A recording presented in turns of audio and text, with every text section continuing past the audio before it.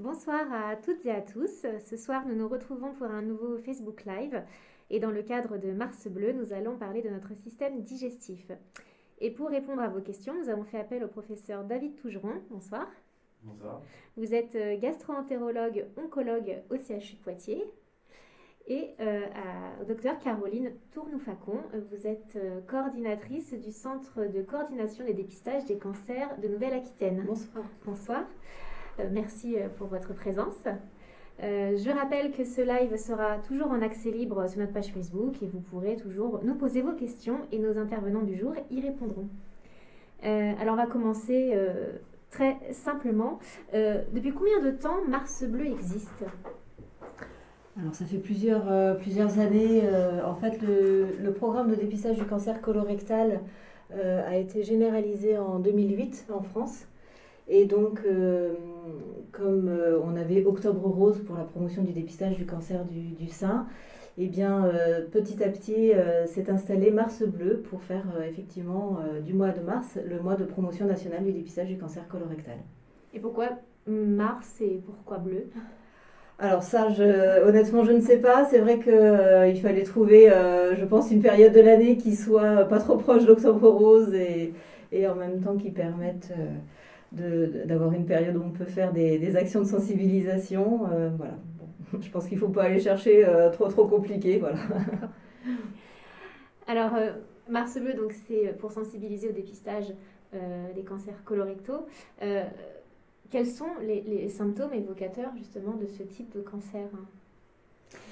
Mais justement, c'est tout le problème, c'est qu'à un stade précoce, ça ne donne pas beaucoup de symptômes, d'où l'intérêt justement de participer au dépistage. Par contre, effectivement, lorsque le cancer est un peu plus avancé, ça donne des symptômes comme par exemple des douleurs au ventre, des troubles du transit, un type de diarrhée ou constipation, une perte de poids et éventuellement du sang dans les selles. Et c'est l'un des cancers les plus répandus en France. Pourquoi ? On ne connaît pas très bien les causes. Au jour d'aujourd'hui, il y a à peu près 42 000 cas de cancers colorectaux par an en France, donc ce qui est très élevé, avec hélas un cancer qui reste quand même encore assez mortel, puisqu'il est responsable de 17 000 morts par an en France. Les causes, on ne les connaît pas très bien, c'est probablement multifactoriel. Alors, comme tout cancer, il y a une petite part d'hérédité. C'est souvent des patients qui sont en surpoids, qui ont une alimentation riche en graisse, riche en viande et qui font peu d'activités sportives. Oui, oui. Mais bon, c'est des facteurs de risque. Après, hélas, il y a des patients sans ces facteurs de risque qui développent quand même des cancers colorectaux. Oui, vous parliez de l'hérédité, c'est l'un des facteurs de risque identifiés dans ce type de cancer, comme dans d'autres. Oui, alors en fait, sur l'ensemble des cancers, on estime qu'il y a à peu près 20% des cancers qui sont d'origine familiale, héréditaire, avec une partie où des gènes, voilà, pour lesquels des gènes ont vraiment été identifiés, et puis pour d'autres, non, il n'y a pas de présence de mutation de gènes, mais il y a un terrain familial, effectivement. Mais donc, dans 80% des cas, en fait, il n'y a pas du tout d'antécédent particulier dans la famille.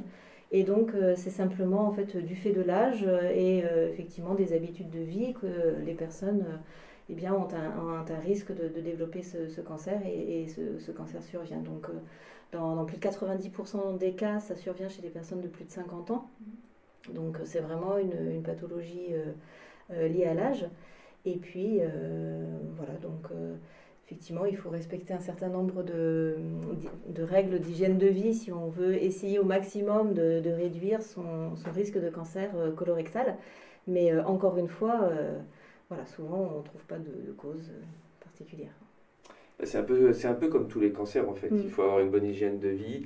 On sait que limiter la consommation d'alcool, de ne pas fumer, d'avoir une bonne hygiène de vie avec une activité physique régulière, comme par exemple une demi-heure de marche par jour, ça diminue d'à peu près 20% le risque d'avoir un cancer du sein, mais aussi de 20% le risque d'avoir un cancer du côlon. Oui, c'est pas négligeable. C'est pas négligeable. Et vous parliez donc de gènes. Est-ce que, comme par exemple pour le cancer du sang, on peut identifier des gènes Oui, avec oui. le séquençage, par exemple, on peut identifier des personnes qui vont être amenées à développer un cancer? Tout à fait. Au jour d'aujourd'hui, il y a à peu près une quinzaine de gènes qui sont connus comme prédisposants aux cancers colorectaux et aux polypes d'ailleurs, qui sont des états précancéreux, mais ça représente qu'une faible partie. Et cette population qui est porteuse de ces gènes, eux, ils ne rentrent pas dans le cadre du tout du dépistage standard. Hein. Eux, c'est directement une coloscopie parce qu'ils sont à très haut risque de faire des cancers colorectaux. Mais ça reste très minoritaire. Tous les autres patients, comme le disait le docteur Tourneau-Facon, quand il n'y a pas de facteurs de risque familiaux identifiés, dans ces cas-là, c'est le dépistage standard, sujet du jour, qui commence à 50 ans. Et justement, voilà, c'est les facteurs de risque. Du coup, le dépistage se fait plus tôt et les personnes ont un suivi derrière automatiquement. Quand on a des facteurs de risque avec des anomalies moléculaires génétiques identifiées, on commence le dépistage plus tôt. Alors ça dépend du type d'anomalie génétique qu'on trouve, mais parfois ça peut même être pendant l'adolescence ou à 20 ans. Et c'est par coloscopie. Alors que par contre, quand il n'y a pas de facteur de risque, on commence qu'à 50 ans avec le test de dépistage. D'accord. Alors justement, voilà, c'était une des questions. À partir de quand faire le dépistage? Donc vous y avez répondu, c'est à partir de 50 ans. Et comment ça se passe concrètement?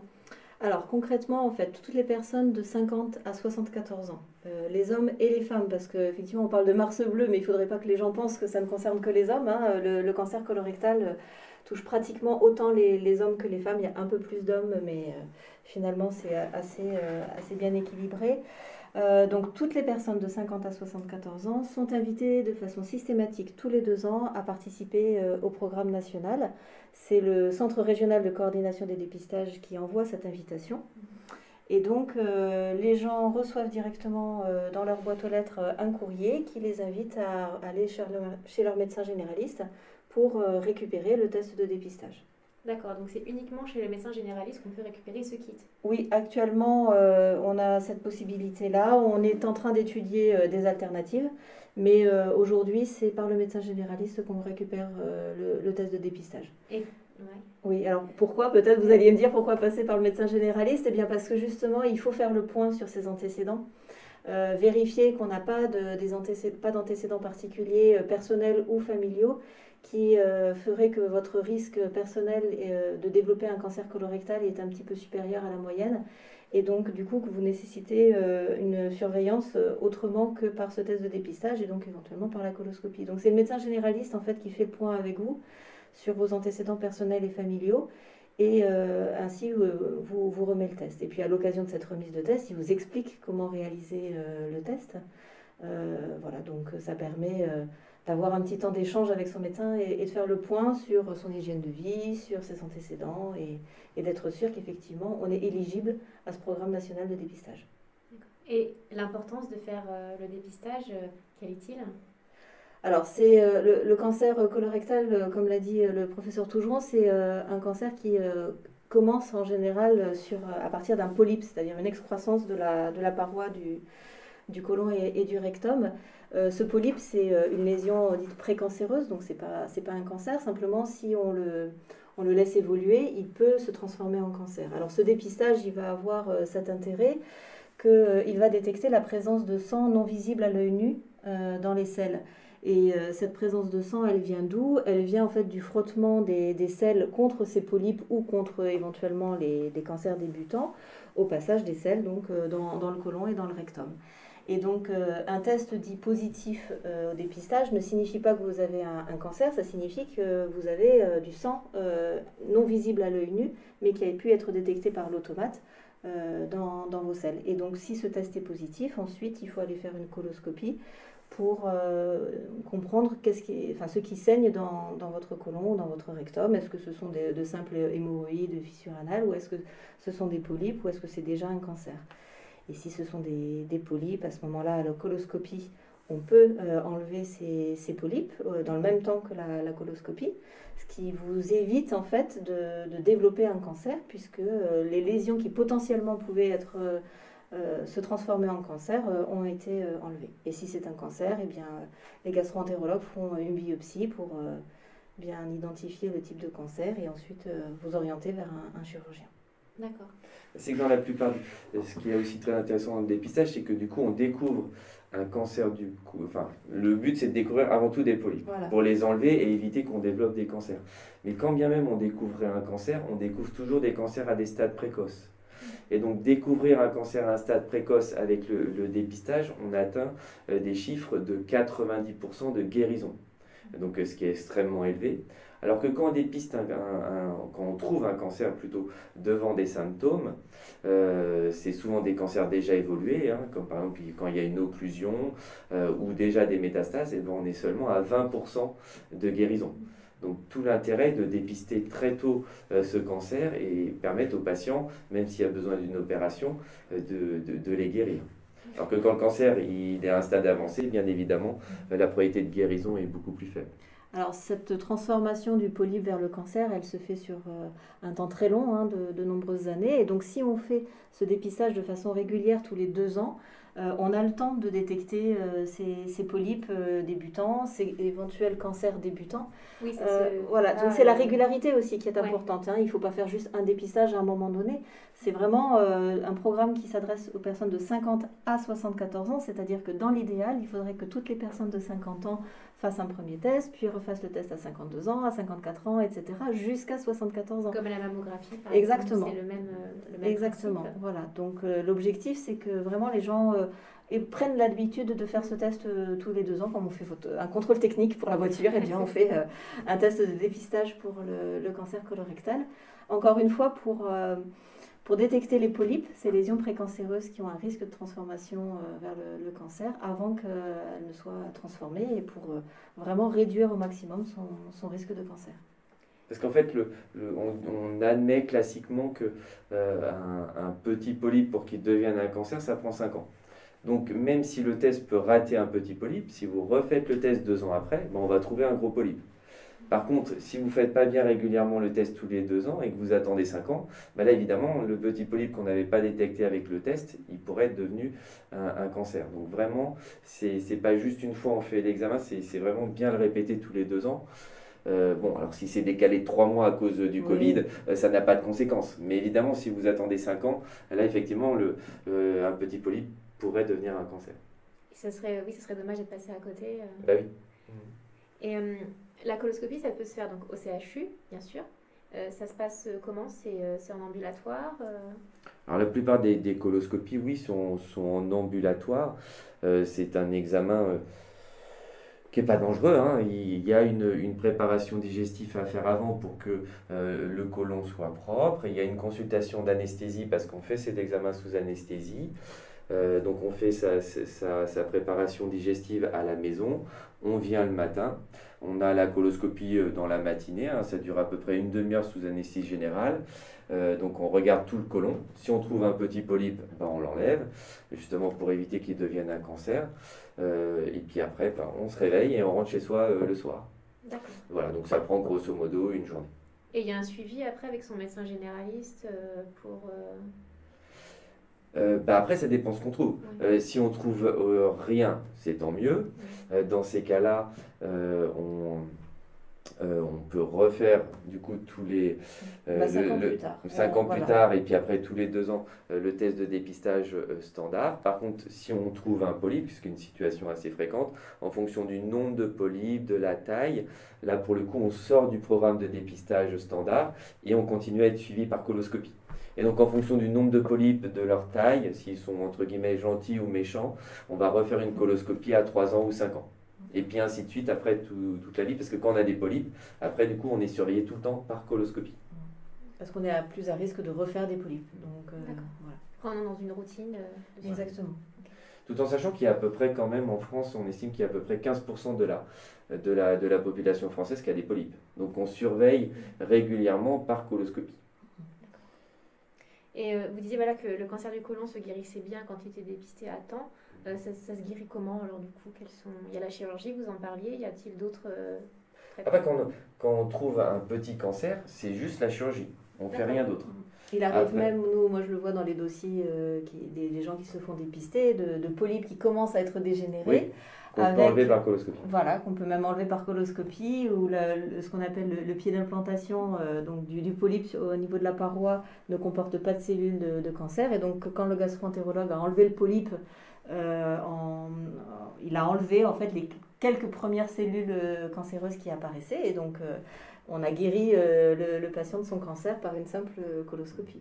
Donc vraiment, voilà, il y a vraiment tout intérêt à faire ce test de dépistage de façon régulière pour détecter les lésions tout de suite et justement et pas du coup éviter si possible les prises en charge plus lourdes. Donc il y a de la chirurgie, parfois il peut y avoir donc effectivement comme dit le docteur Tourneau-Flacon, quand c'est un tout petit cancer, on peut l'enlever par coloscopie.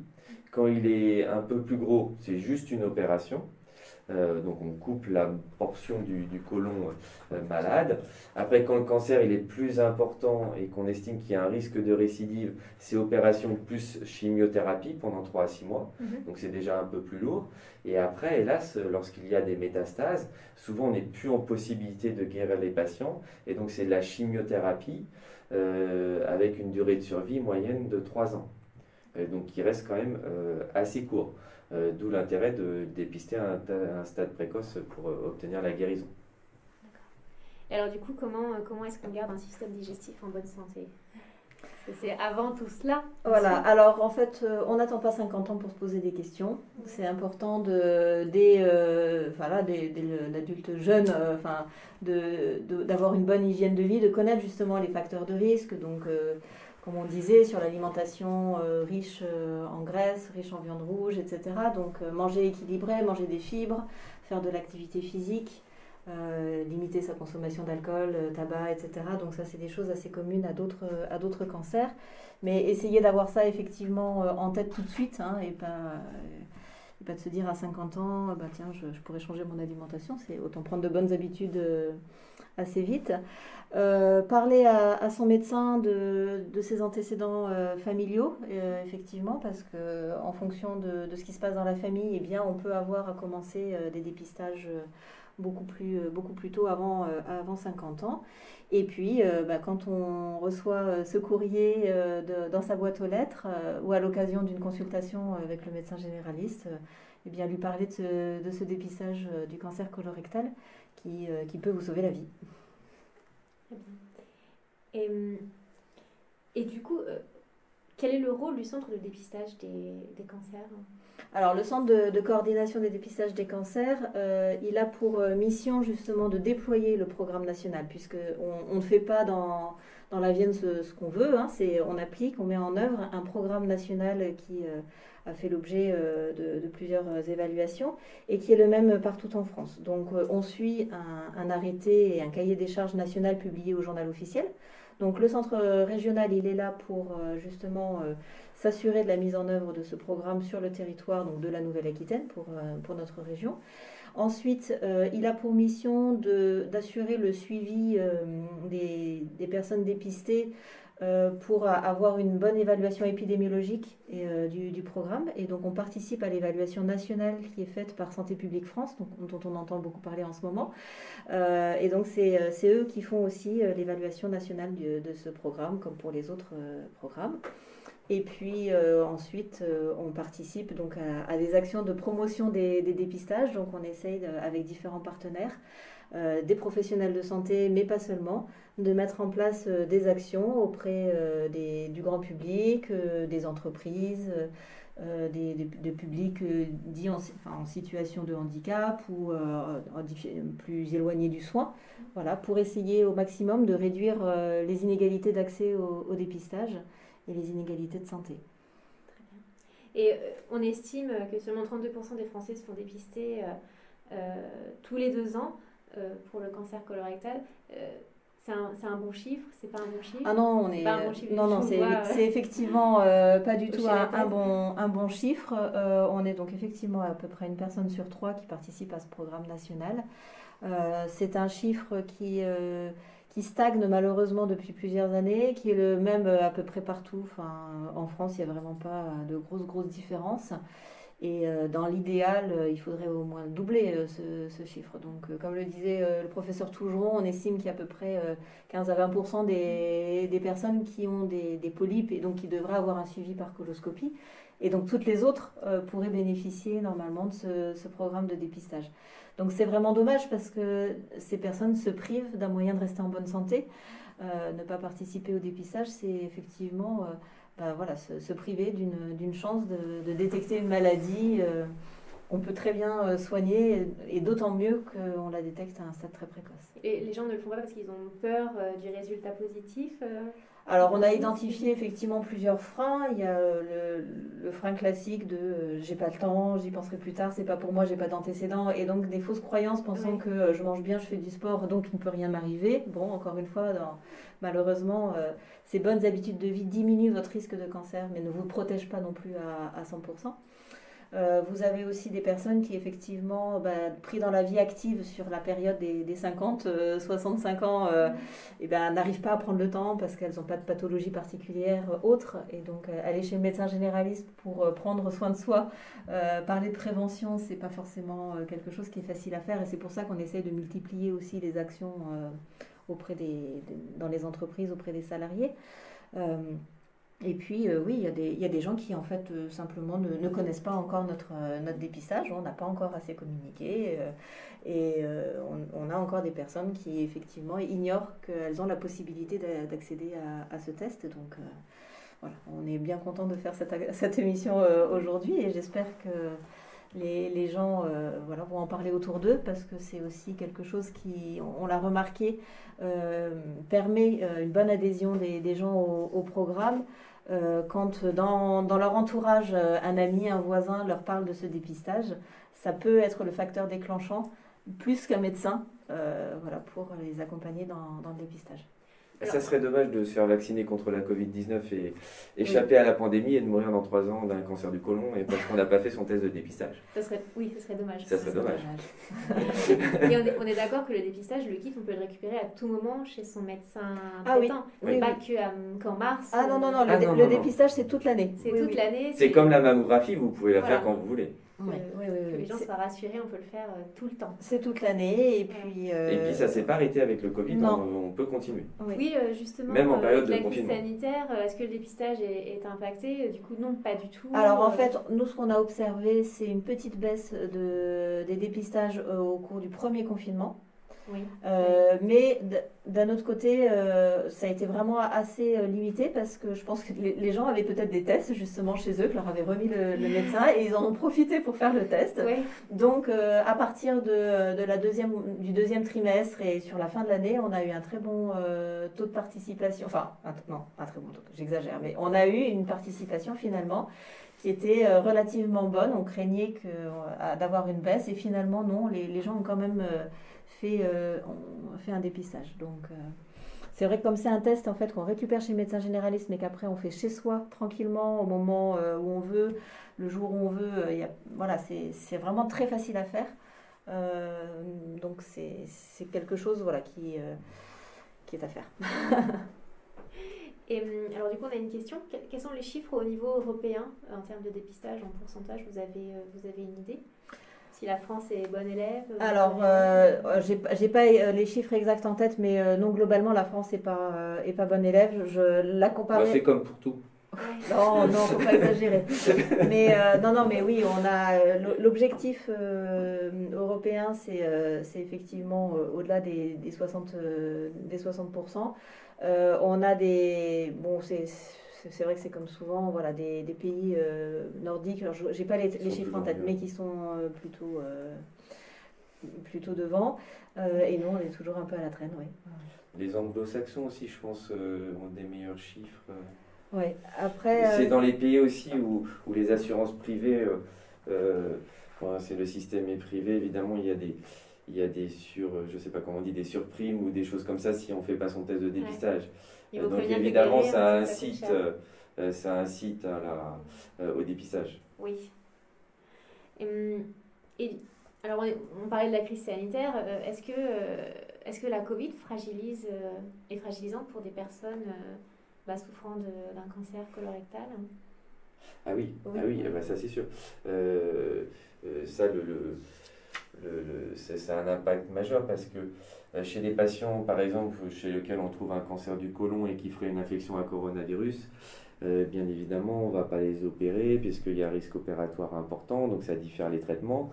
Les patients qui ont hélas un cancer du côlon métastatique qu'on doit traiter par chimiothérapie, bien évidemment, la chimiothérapie diminue les défenses immunitaires et fait que les patients atteints de cancer sont plus à risque de faire des formes graves de la Covid-19, raison pour laquelle la vaccination contre la Covid-19 a été recommandée en premier chez les patients atteints de cancer sous chimiothérapie. Au jour d'aujourd'hui, fort heureusement, je dirais qu'à peu près dans notre population de cancer qu'on suit au CHU de Poitiers, il y a à peu près déjà 70% des patients qui ont déjà réussi à se faire vacciner, fort heureusement, parce qu'ils étaient prioritaires et à risque de faire des formes graves. Par contre, comment? Peu importe l'âge? Peu importe l'âge. D'accord. Oui, tout à fait. On vous a coupé. Je sais plus qu'est-ce que je voulais dire. Oui, peu importe l'âge, en fait, tous les traitements, chimiothérapie à 40 ans ou à 80 ans, diminuent les défenses immunitaires, donc c'est à risque de faire une forme grave. Par contre, le coronavirus, il ne favorise pas les cancers, ça n'a aucun lien. Mais ça favorise la morbidité, en fait, c'est le risque. Oui, bien sûr, parce que si vous avez un cancer et que vous êtes sous chimiothérapie et que la chimiothérapie fonctionne bien, vous allez vivre plusieurs années. Par contre, évidemment, si vous faites une infection à coronavirus grave, on va arrêter la chimiothérapie pendant 3 mois. Et donc, évidemment, l'arrêt du traitement va faire que lui, le cancer, il va en profiter. Mais ça, nos patients, on leur a bien expliqué, ils ont bien compris. Et on a vu très peu de contamination à la Covid-19 chez nos patients atteints de cancer.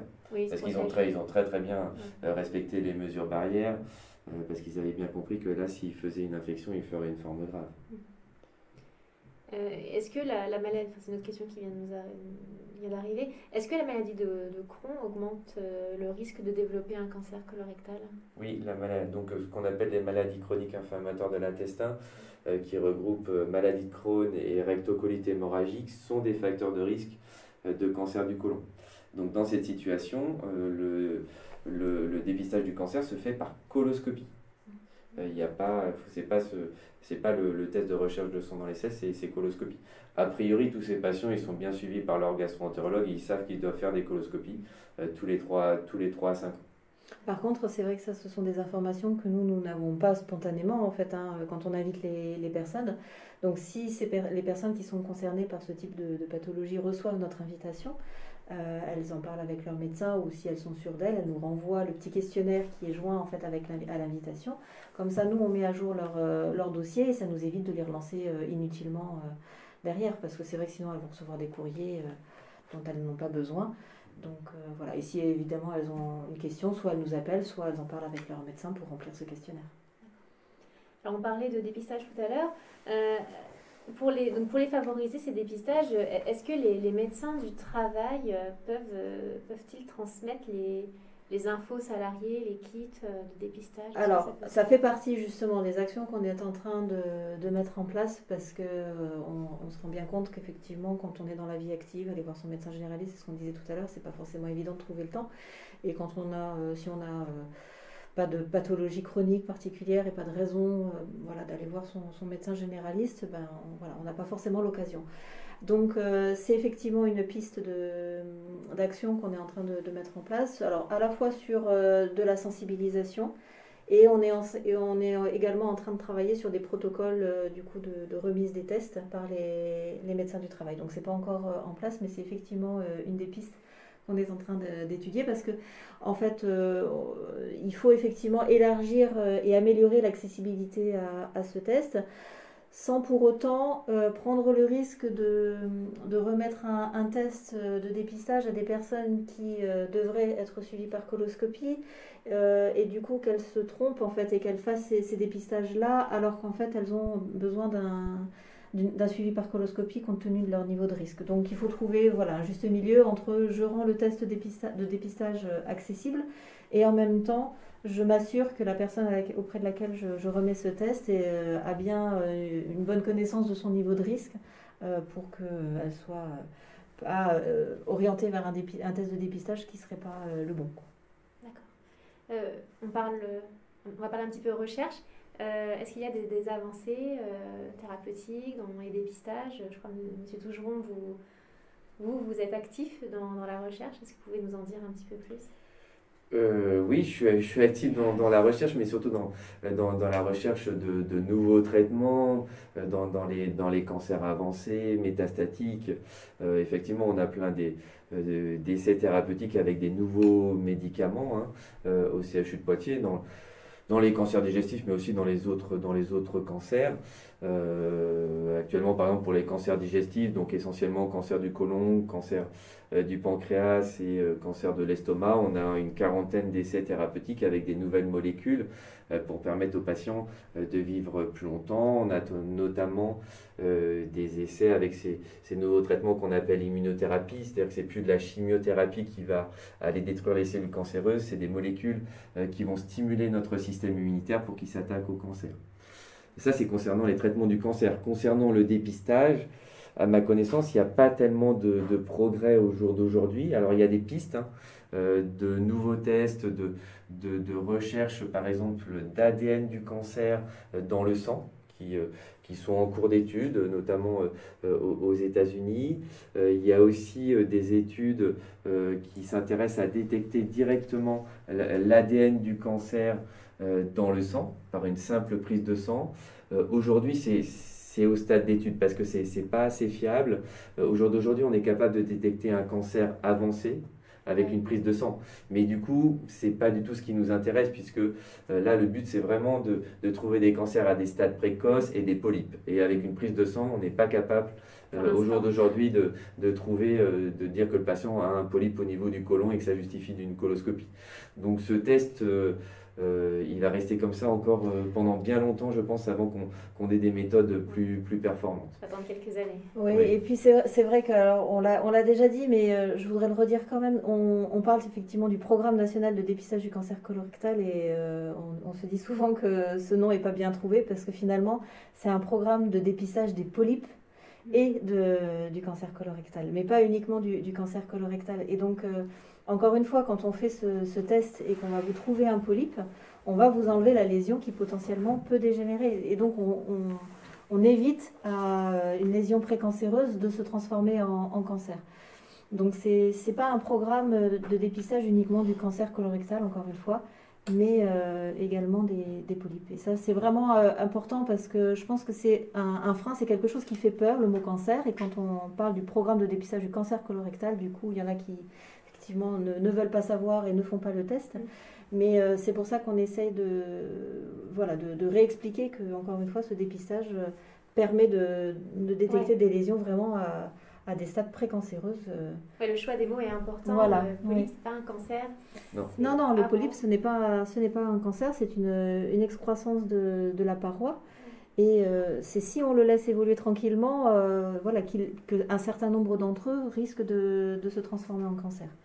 Donc, on a tout intérêt à trouver. De toute façon, aujourd'hui, quand un test est positif et qu'on fait une coloscopie, dans la très grande majorité des cas, on trouve un polype, on ne trouve pas un cancer. Ah oui, c'est moins de 10% des cas, en fait, les cancers. Et en plus, quand on les trouve, heureusement, ce sont souvent des cancers à des stades débutants. Mais effectivement, dans 90% des cas, c'est pas du tout des cancers, ce sont des polypes ou éventuellement des lésions de type hémorroïde tout à l'heure, voilà, comme on disait, qui sont susceptibles de saigner et d'expliquer le test positif. Et là, on n'est plus du tout dans le cadre d'un polype ou d'un cancer colorectal. Mais des fois, on ne trouve rien, en fait. Non. Le test est faussement positif. D'accord. Enfin, faussement positif. Disons qu'il y a une lésion, en fait, une petite anomalie de type hémorroïde ou fissure anale, voilà, qui explique la positivité du test, mais qui n'a rien à voir avec une lésion qui peut se transformer en cancer. Donc, voilà. Alors, il y a des questions qui nous arrivent.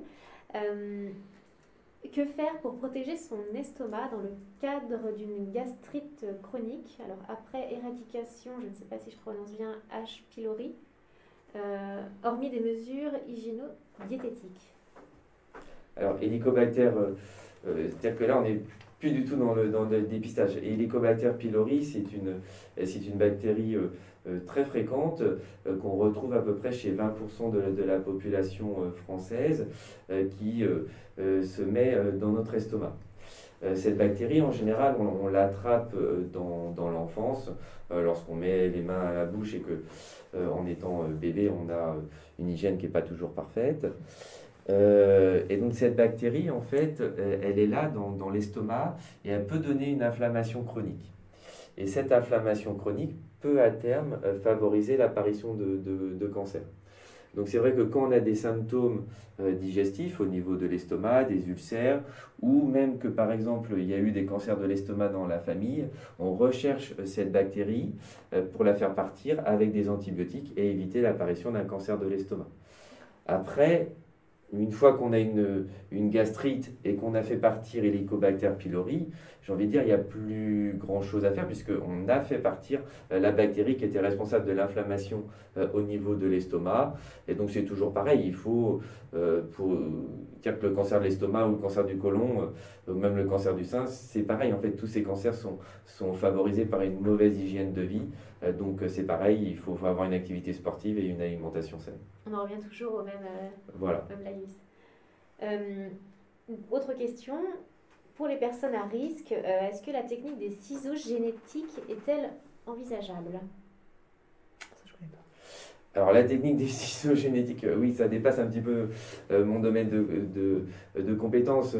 C'est effectivement des techniques de modification de l'ADN, mais ce n'est pas du tout utilisé pour ces formes héréditaires de cancer, c'est utilisé dans d'autres pathologies.